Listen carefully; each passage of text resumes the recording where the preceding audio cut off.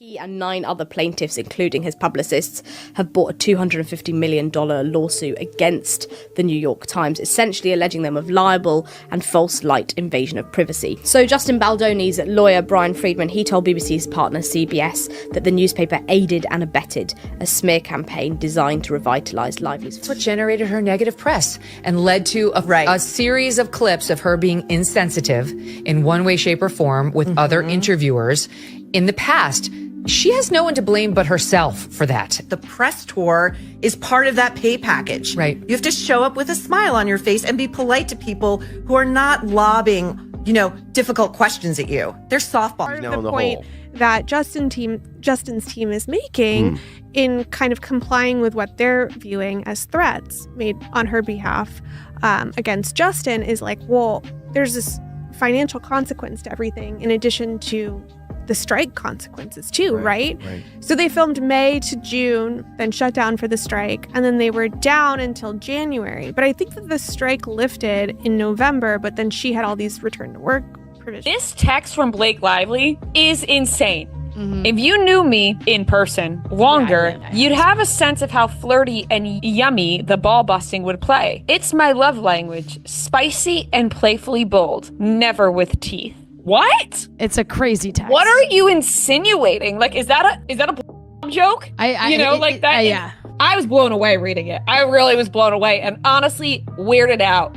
We're dealing with a weird on our hands because this crazy. Got a TikTok tip. Wow, that was amazing to say. I want to say it again. I got a TikTok tip and had a conversation with somebody who runs the Be Better company. You guys might know him, Marcos. We're going to get to him and an email that he sent me. And there's an amazing fact here in that this TikToker, Marcos, who runs the Be Better company, actually was Team Blake Lively when this all began. And then did this crazy thing called reading Justin Baldoni's counter. The times where people ignore the red flags and say, let's just keep pushing, those are the times where you fail. The majority of things that we're buying are created by men. You always learn more from your failures than you do your successes. I love creating, and I think that as women, you're not often given authorship, yet women represent 85% of people making purchases in homes across all categories, yet the majority of things that we're buying are created by men. Blake Lively did not even read the book that the movie was based on. Correct. And we're not talking War and Peace. And then she wanted to,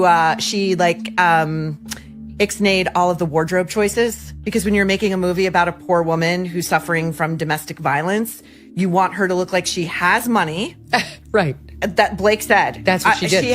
She looks like she has money. Yep. And she's dressing in florals. And then she's going on this press tour, pushing her liquor line and her hair care line, because that's what women who are trying to escape with their lives are worried about. Could a single leaked document derail the career of one of Hollywood's most recognizable stars? Some believe it already has, and that Blake Lively's life may never be the same. That's right. A storm is brewing in Tinseltown, so fierce it threatens to sweep away reputations, friendships, and even entire careers. At the heart of the controversy are 2 household names, Blake Lively and Justin Baldoni. Once partners on what was supposed to be a dream collaboration, the film adaptation of it ends with Us. They now find themselves at the center of what some are calling Hollywood's biggest behind-the-scenes meltdown in years. And according to whispers online, only one of them may survive the fallout. It all began innocently enough. On paper, the pairing looked like a sure win, a beloved actress with a golden image, a charismatic actor turned director, and a best-selling novel with a passionate fan base. Industry insiders predicted the film would be an instant block, but cracks appeared almost immediately. Anonymous crew members hinted at creative clashes between Lively and Baldoni, describing heated disagreements that went beyond typical artistic differences. At red carpet appearances, their absence from joint photos raised eyebrows. Fans initially dismissed the gossip as ordinary Hollywood noise until a more troubling story emerged. An onlooker claimed to have witnessed a tense, whispered argument between the 2 stars during filming, allegedly over last-minute script changes. Alone, the incident might have been brushed off as routine friction. Together, these signs painted the picture of a partnership unraveling. Behind the scenes, however, the situation was far more volatile. The real explosion came when alleged Sony HR complaint documents suddenly surfaced online. Practically overnight, social media was flooded with screenshots that appeared to show Baldoni as the subject of multiple formal complaints by actresses on set. The accusations spelled out in the supposed files were serious, inappropriate on-set behavior, unwanted contact, and fostering a hostile work environment. The documents looked convincing, complete with watermarks, corporate formatting, and bureaucratic language that read like the real thing. For anyone scrolling past, they carried the weight of credibility. And in Hollywood, even the appearance of misconduct can end a career before the truth emerges. The leak ignited a firestorm.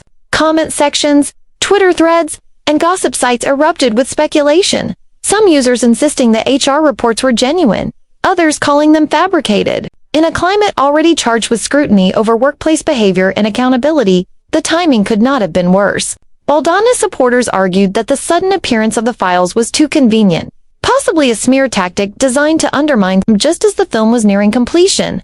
Lively supporters, meanwhile, suggested the leaks were evidence of a pattern that validated her own claims of mistreatment. What's clear is that the so-called HR files, whether real, doctored, or strategically released, changed everything.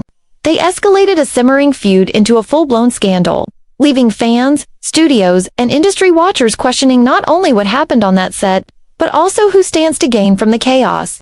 Were these documents leaked by a whistleblower determined to expose the truth? Or were they weaponized by someone with far more calculated motives? One thing is certain, in an industry built on carefully crafted images, a single leak, true or not, has the power to shatter a career. And in this saga, the biggest mystery isn't just what the documents say, but who is holding the smoking gun. On TikTok, millions of viewers devoured the leaked HR files, pausing, zooming, and dissecting every line of text while blasting Justin Baldoni for alleged misconduct. The images spread like wildfire across Twitter, Instagram, and gossip forums. But for those looking closely, something didn't add up. Critical details such as filing dates were blacked out, no official signatures were present, and although Sony's name was splashed across every page, there was no direct contact information for any actual HR representative. And the biggest red flag of all, despite their supposedly damning content, these documents were nowhere to be found in the official court filings tied to Blake Lively's lawsuit. If she truly had this smoking gun, why wouldn't her legal team use it from the start? That was exactly the point Baldoni's lawyers seized upon. They immediately labeled the leak highly suspicious and demanded an investigation into its origins. The timing seemed far too convenient. The documents surfaced the very same week. Lively filed an amended lawsuit unveiling fresh allegations. To Baldoni's side, this wasn't coincidence. It was strategy, a deliberate attempt to sway public opinion before the case could even make it to trial. The chaos only intensified when Sony itself stepped into the fray. In an extraordinary move, the studio issued a rare public statement, flatly denying the existence of any official HR complaints against Justin Baldoni. None. Zero. Nothing on record. Typically, corporations handle internal complaints quietly and discreetly, offering no public comment at all. But with the internet ablaze and Sony's name attached to the alleged documents, the studio broke precedent and distanced itself from the leak entirely.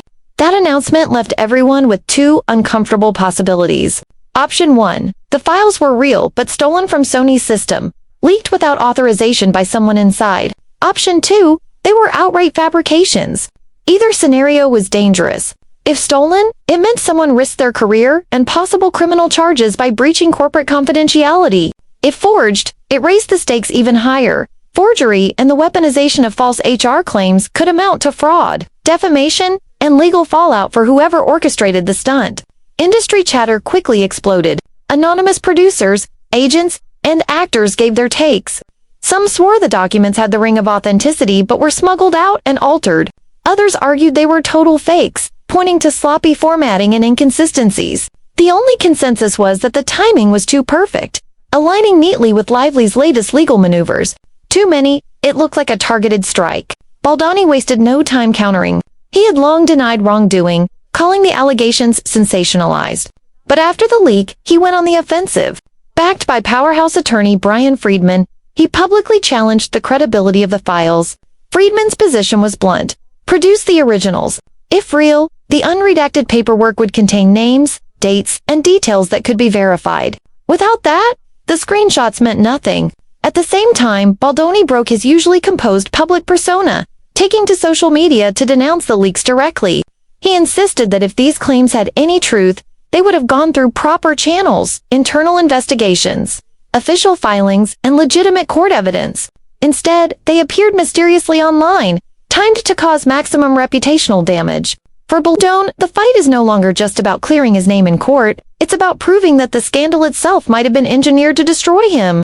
If Sony's HR department had ever formally investigated Justin Baldoni, there would be a paper trail clear, verifiable, and sealed behind the studio's protocols. Instead, shadowy leaked HR documents mysteriously surfaced on TikTok, igniting a firestorm of accusations and speculation.